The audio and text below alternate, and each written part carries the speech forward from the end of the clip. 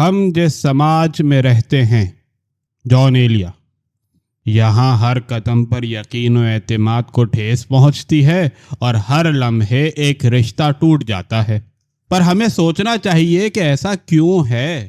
یقین کی اس قحط سالی اور بے یقینی کی اس گرم بازاری کا آخر سبب کیا ہے؟ کیا انسان فطرتاً اچھے اور فطرتاً برے ہوتے ہیں؟ اس سلسلے میں تاریخ کی درس گاہ نے جو علم ارزانی کیا ہے، اس کی روشنی میں سماجی قدروں اور رشتوں کا یہ مسئلہ بڑی حد تک واضح ہو جاتا ہے۔ ہم جس سماج میں رہتے ہیں، خود غرضی اور خود مرادی اس کا دستور اور حق تلفی اس کا رواج ہے۔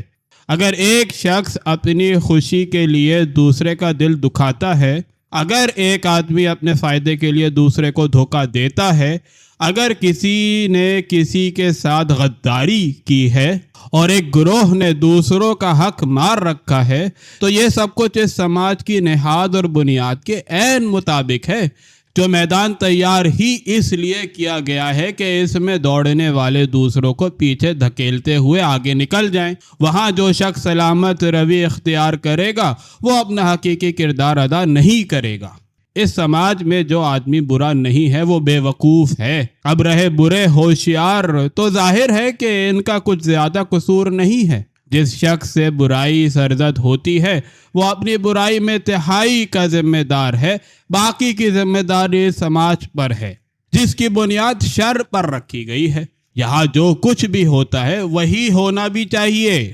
برف و باران کی شام کو اگر کوئی خستہ حال مسافر کپ کپاتا اور کھانستا ہوا تمہارے مسکن کی طرف سے گزرے، تو اسے پناہ دو، اپنا کمبل اسے اڑھا دو اور اس کی مدارت کرو، پر اس کے لیے تیار ہو کہ جب وہ واپس جائے گا تو تمہارے سینے میں چاقو گھونپ کر تمہارا سامان کمبل میں لپیٹ کر اپنے ساتھ لے جائے گا، اس لیے کہ اسے آنے والی زمہریری شام کا خوف ستا رہا ہے۔ اور آج شام جس کمبل نے اسے سردی سے بچایا ہے، وہ تمہارا ہے۔ اب اگر چلتے وقت وہ کچھ زیادہ راہ اور یہ کمبل تم سے مانگتا ہے، یا تم خود ہی یہ چیزیں اسے بخش دیتے ہو، تو یہ احسان ہوگا۔ اور ایک مغربی دانشور کا کہنا ہے کہ انسانوں میں ابھی اتنی اہلیت پیدا نہیں ہوئی کہ وہ احسان کا بوجھ سہار سکے۔ جو شخص بولنا نہیں جانتا، اسے بولنا سکھاؤ، پر اس توقع کے ساتھ کہ جب وہ پہلی بار روانی سے بولے گا تو تمہیں گالی دے گا۔ جسے لکھنا نہیں آتا، اسے لکھنے کی مشق کراؤ، پر نفس کی اس آمادگی کے ساتھ کہ جب وہ اپنا نام لکھنا سیکھ لے گا تو سب سے پہلے تمہارے قتل کے محضر پر دستخط کرے گا۔ اس سماج میں اگر تم یہ سنو کہ قاتل مقتول کا دوست نہیں تھا، تو اس پر تعجب کرو۔ دوستی، مروت، خلوص، محبت، دیانت اور شرافت، یہ وہ اقدار ہیں جو ہمیشہ کچھ افراد کی حد تک بامعنی رہے ہیں، ورنہ یہ محض الفاظ ہیں جنہیں اس سماج کی منافقت نے اپنے ضمیر کے جرائم اور اپنی نیت کے مفاسد کو چھپانے کے لیے اپنے استعمال میں رکھا ہے۔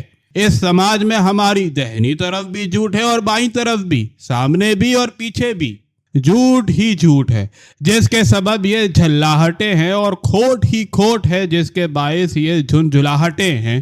جھوٹ کے اس چوطرفہ ہجوم میں اگر تم اپنے سچ کو بچا سکو تو یہ بہت غنیمت ہے، پر اس سچ کے ساتھ بڑی اذیتیں ہیں۔ ہجوم میں احساس تنہائی کی اذیتیں، اور اذیتوں میں تنہائی کا احساس۔ مگر یہ بد دل ہونے کی بات نہیں ہے۔ ایک انسان دوسرے انسان سے مایوس ہو سکتا ہے، لیکن انسانیت سے مایوس نہیں ہونا چاہیے، اس لیے کہ انسان صرف زمانے میں سانس لیتے ہیں اور انسانیت زمانوں میں زندہ ہے۔ کہنا یہ ہے کہ وہ سماج ہی کیوں باقی رہے جس میں ایک شخص دوسرے کی لاش ہی پر سے گزر کر آگے بڑھتا ہے، جس میں ایک انسان کو دوسرے کا احسان مند ہونا پڑتا ہے، جہاں ایک طبقہ دوسرے تمام لوگوں کے حقوق غصب کرنے کے بعد بھی مجرموں اور بدماشوں کا گروہ نہیں کہلاتا، بلکہ طبقہ اعلیٰ کے خطاب سے نوازا جاتا ہے۔